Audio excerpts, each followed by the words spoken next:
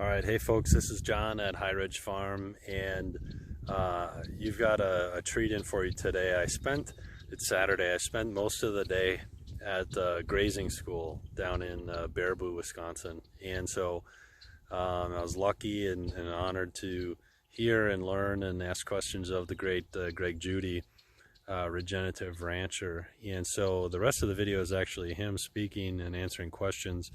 The morning portion was more of a classroom type setting, and it was great. I got to take a bunch of notes. And then the afternoon after lunch was an actual pasture walk at a local farm. And so that's what the video is coming up here of Greg answering questions. So I'm just super grateful for Greg. I came with some specific questions that I wanted to get answered regarding our situation, which is just getting started with grazing and regenerative agriculture. Even though I grew up on a farm and I've got that in our background, this can be a new endeavor. And we're turning, at our place, we're turning old cropland, soybeans and corn into fertile pastures. And so that's what I really wanted to learn more about. And because you know, the soils today are just so depleted of what they should be. And so that was the goal. So anyways, first video actually on the channel. So they usually say your first video is the worst, but it's going to be tough to have a bad video when you've got Greg Judy as the star of the show. So that being said, if you like stories or following along with natural regenerative agriculture, grazing, then consider subscribing to our channel. We've got a small farm, and I'll do a video coming up here of a tour, but you know, we've got a lot of improvements, and so I love watching those channels. I love following those journeys. So if you're into that type of stuff, we've got an 1860s farmhouse that needs to get redone, and we've got bare soil that we got to turn into pasture. So if you like that stuff, hit the subscribe button, and I'd really appreciate it. And without further ado, here's Greg. On that. But you look out across the landscape and get all these blades of grass. Try and graze the tips, the top third, and move them. Don't make them take more than a third of your plant. The longer the soil collector that you can leave intact on your pastures with these moves, the quicker it's going to come back and the better gain you're going to get. Oh, and the less parasites you're going to ingest. The lower you graze your grasses down into the soil surface, that's where the parasites are. So you're going to get more parasites in your animals. Especially critical with sheep. Yeah. All right, next question. Somebody out there. Well, I have a question for Darren. Yeah. When did you seed this? What did you seed it with? So where we're standing right now, I got seeded in 2017. This used to be a corn, bean, winter wheat. Used to throw alfalfa out here in rotation. I don't know, sir. What did we seed this with back then? The surge's mix, probably. So. Orchard grass. Orchard grass. Pestaloleum. Pestaloleum. Meadow fescue. Meadow fescue. Perennial ryegrass. Ryegrass. Red clover. Red clover. And white clover. White clover. That was white clover. And then there's also some oats in there for a nurse crop, I believe, at the time. But, yeah. Okay, so I have a question for you, Greg. I was at your place, I don't know, 3 years ago or so. And at that time, Ian had told you throw your bulls in all year with your cows, and you're starting to have calves throughout the year, and then you're transitioning away from that, maybe, or? Don't blame that one on Ian. Oh, okay. That was Alan Savory. Oh, Alan Savory. Yeah. Okay. I thought it was Ian. You had to bring that up, didn't you? I kind of like leaving that in the past. He brought it up. Did y'all hear the question? No. So Alan Savory wrote an article. The title of the article is "Why We've Taken the Father Away from His Family." So that piqued my interest. I'm like, what's he talking about? And he's saying the bull is the monarch of the herd. He's the leader. He's the dad. He's it. And you take that bull out of that herd, you're upsetting the natural balance of that herd. And he kept talking about it. He said, if you have a cow that breeds outside your calving season, she's 30, 60, 90 days late, it's not the bull's fault. It's the cow's fault. Seller, don't take the bull out. Just leave him in there. And I'm thinking about that, and I'm like, then he really got me at the very end. This article. He goes, well, you know, there's nobody in nature taking the white-tailed buck away from the does, and they fawn right perfect every year, right when the grasses are taken off, got good energy, that's when they fawn. I'm like, man, he's on to it. He's got it. And I always wanted one mob. I did. That was my goal. One mob, 12 months out of the year, 365. So I told Jan, I said, we're going to do it. Folks, listen to your wives. Because Jan said it's going to be a wreck. I'm like, we're going to try it. It's going to be a wreck. So we left the bulls in. And what happened was the first 2 years, it went real well. We didn't have a winter.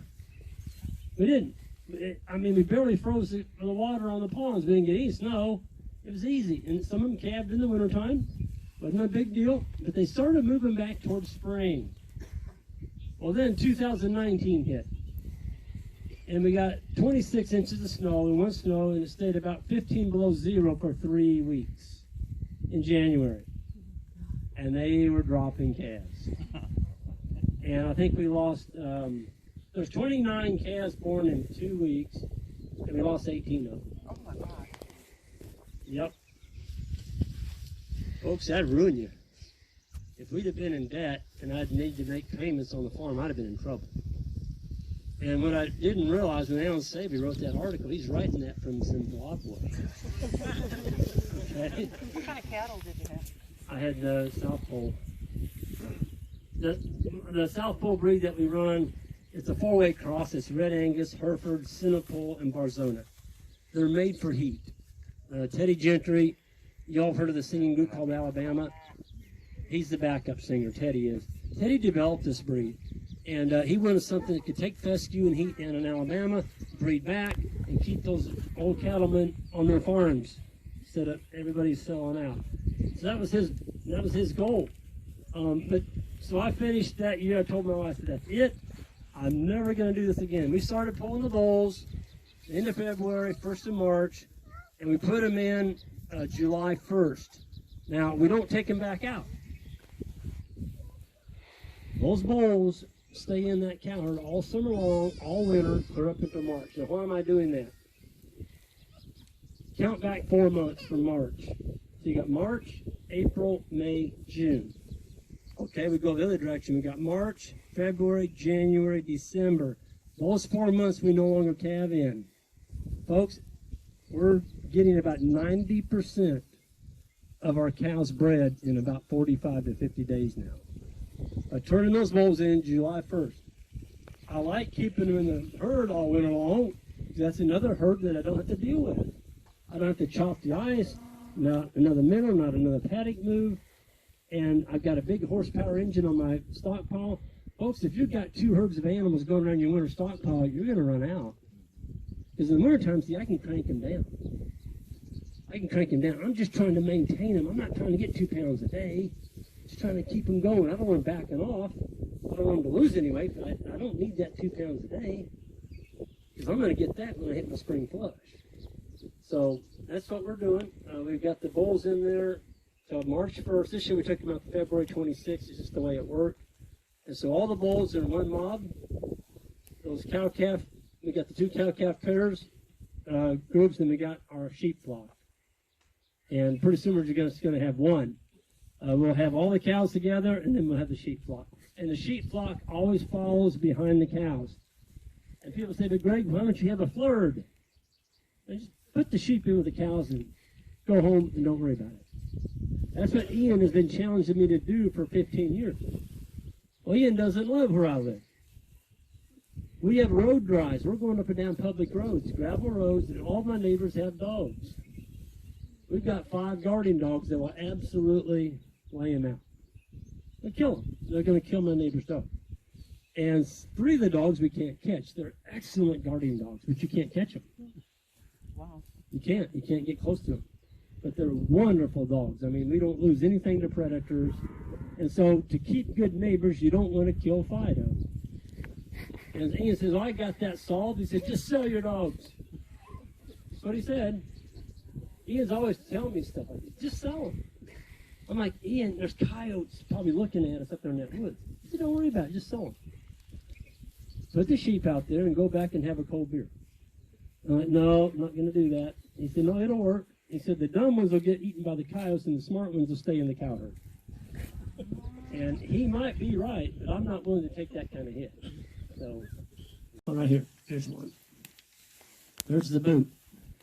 So that's orchard grass. You can see it's just now starting to come out of the sheath right here. Okay, the seed head. And that's when you want to hit it. For the maximum palatability and the most pounds per day gain, they recommend the boot stage. That's when your cows will do the best. If you're milking on that, you're going to get the most milk. Once the seed head comes up and gets exposed and gets mature, you can expect your daily gains to drop off a little bit. You all do have a huge advantage on us up here in Wisconsin versus Missouri.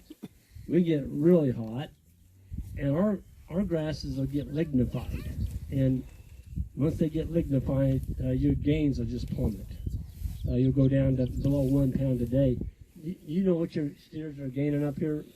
Have you measured it? Or? Not recently, no, Yeah. I'm not sure. I just looked at them from a distance. I'd be curious when we go over there, but they look pretty good. I mean, they're filled out real nice. If I had to ask you, what are some of your biggest challenges that you see with your grazing management and going forward, Darren?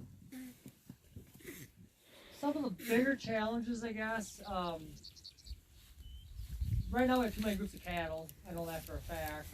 We have our beef cow herd along with our breeding group and these two groups out here. So currently we're running 4 groups of cattle. So we're kind of looking at going away from the Holsteins a little bit and maybe more focusing on just one thing and just having beef cows. So like Greg said before, is maybe working on one thing and getting good at it. So that's what we're trying to go to focus on in the future here over the next 3 years, is trying to go more towards the beef end of things. And we always get behind in our pasture rotations. It seems like we always get to the point where we have a lot of dead pastures, a lot of dead grass, because we're not getting around the farm fast enough. And it depends who you listen to. Like Gabe Brown was here over the winter months, you know, at a Baraboo there. And he was saying, well, if you're grazing more than one time through the year, you're overgrazing your pastures. But I think that's a little different. He's, you know, in a different state, different area. I mean, how many times, Greg, do you get through your pastures in a year? 6 to 7. 6 to 7 times. Okay, yeah. I mean, we're normally 3, 4 times at the most normally. I know last year what we did is we grazed around some areas, so we had a couple of paddocks that we left and get real mature, and we grazed them for the first time in July. Now when we grazed them, we didn't graze them like the rest of the pasture. We just kind of hit them lightly, ran through them. They trampled a lot down on the ground, but we had a lot of seed bank there for another year. And this year we're hoping to skip some other areas of the farm and kind of leave them go to seed again, and hopefully we see some more pastures. I don't know, every year's a challenge. I mean, if it's a wet year, it's always a challenge. You never move the cattle fast enough when it's a wet year like that. And 18 and 19, I do believe, are the wetter years around here. And I think our forage really got hurt, and some of our pastures kind of did get mucked up just because it was so wet for so long. It never really dried out that year. But now it's just a couple things. I mean, yeah, a couple wet years. Well, in the wintertime up here, I mean, you're getting quite a bit of snowfall here in the wintertime. What can you get there? I mean, once it goes on, it doesn't melt off. You keep it for the winter pretty much. For the most part, yeah. So what's the latest you've ever grazed up here? Well, I think we've grazed into January, or the beef cow herd. Obviously, the Holsteins are a little different story. They're getting stored feed already in November, but the beef cows we've grazed into January already. And that's going forward. Our goal is to have hopefully more of a winter grazing system set up once we get rid of these cattle. We'll have more pasture acres to graze throughout the winter months and set aside for winter grazing. Because that is our biggest cost, is that bale of feed over the winter. It just eats at a guy. But if we all had cheap leases like Greg has here, and his land leases, it'd be great. But cheap land's hard to find around here. I mean, we're paying $100 an acre for some stuff that we rent for pasture, and I mean the rest of it we own, but you still got to figure something for it. So it's, yeah. If it was cheap land, it'd be a lot easier to make it work. if I was trying to lease land like this in Missouri, I'd be giving $100 an acre too. And this is good land. You can tell by the forage growing on. You're growing some really high quality forage. And to get the cheap leases like what I'm talking about, folks, it's an ugly lease. It is. I mean, when I get it, it's ugly. You know, there's no fence, there's no water, a lot of brush encroachment, and that's where we can offer our services to go in there and make it better. I was looking at the land coming out here, and there were some areas that I'm like, man, I'd be interested in that one. You know, you just see there was a lot of brush in it. You go in with a chainsaw, you know, cut some of that out of there and start rotating. It would be better. It would look better. And I think that's the thing about leasing, getting economical leases, is with your management, can you make it look better? This is some really, I mean, there's no brush encroachment out here. He's got good forage, a good road back here. I mean, this would be pretty pricey in Missouri to lease this. We've got New Zealanders coming into South Missouri, putting in mega dairies down there. And, you know, they're bidding up the price of land down there from New Zealand. And they found out that Missouri is not New Zealand. You know, Kentucky 31 is not like annual ryegrass. So, yeah. Any other questions or comments? Yes, ma'am. Our problem is we have an organic 80-acre farm, and so we're limited who we can buy hay from. We really are, you know, trying to manage this, about half of that for grazing. But we have Galloways, and they're such good grazers. I mean, they chomp it down like a golf course before you can like turn around. And so we're trying to move them faster. I mean, you know, we're working on that. But our biggest expense is through the winter. We try to graze them as long as possible, but we don't have like the amount of land that you have, which is crazy. You know that, you know, Yep. we have 80 acres, and half of that is wooded area. You got 40. 40. You got about 40. And so we got 30, we had 30 animals through the winter and 40 acres. Not all of that was grazable, but so we end up buying hay, which is expensive, and we were using the hay rings, which we decided that's not a good idea because everything happens like you said, you know, even though we move the hay rings frequently, it's still, you know, but we have a bull who thinks that the hay bales are beach balls, so we have to put it in something, or we have to lay it flat, which we'll try to implement that. But we never, I mean, we're spending a lot of money through the winter for hay, as well as the first year we grazed, we had some fatalities because they had malnutrition issues. You can't always get good hay, and so we were supplementing them with some organic grain. Nice grain, but I mean, it really has up. It's expensive. Yes. So you're trying to figure out cost effectiveness. I mean, they're beautiful animals. We like taking care of them, but it's just tough when you're spending so much money. So the only thing that I can say about, you know, you're running an organic, basically beef finishing herd. Are you buying the animals or are you raising cow-calf? We raise Cow-calf? them. Yeah, so you've got a smaller acreage there. I'm not so sure that you would be better off buying steers rather than keeping a cow. Because see, a cow takes a lot of land just for maintenance to keep that cow going, just to keep her breathing.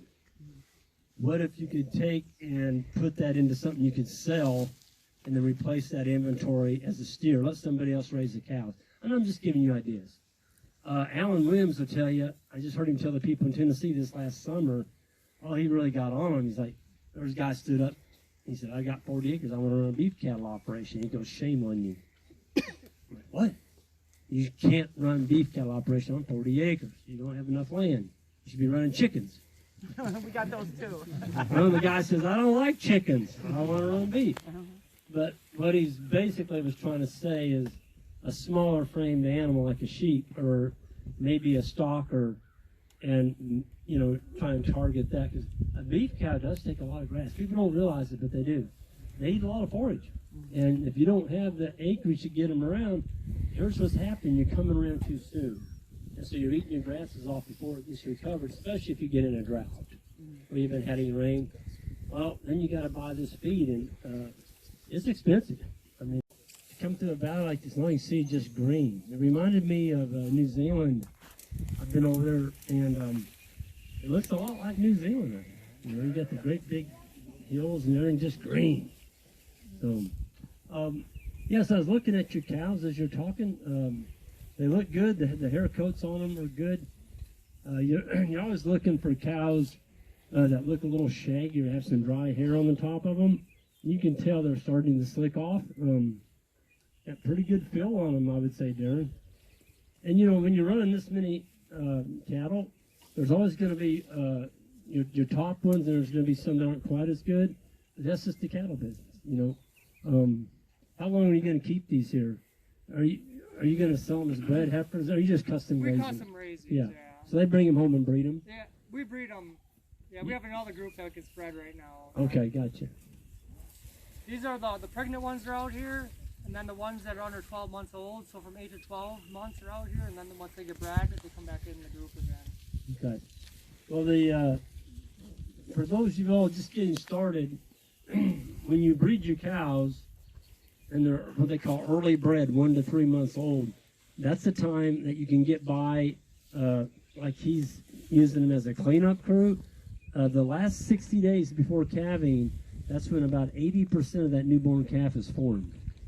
So if you're pushing your dairy cows, or even a brood cow, beef cow, in that last 60 days, and you don't give them enough to eat, you're going to see it in the calves.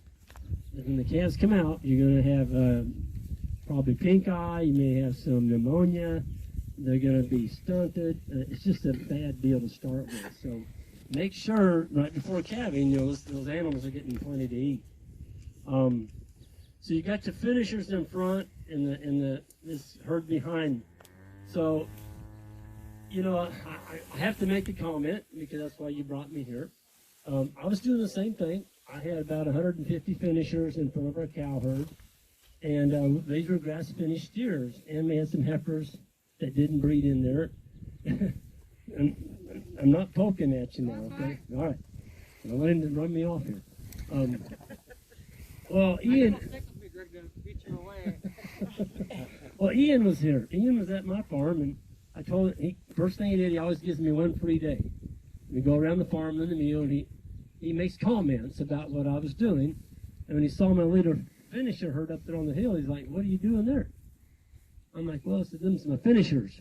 You know, they're getting the best." And he looked right at me. Now, this is the second year. He wouldn't have said this the first year. The second year, he goes, "Well, what are you doing something stupid like that for?"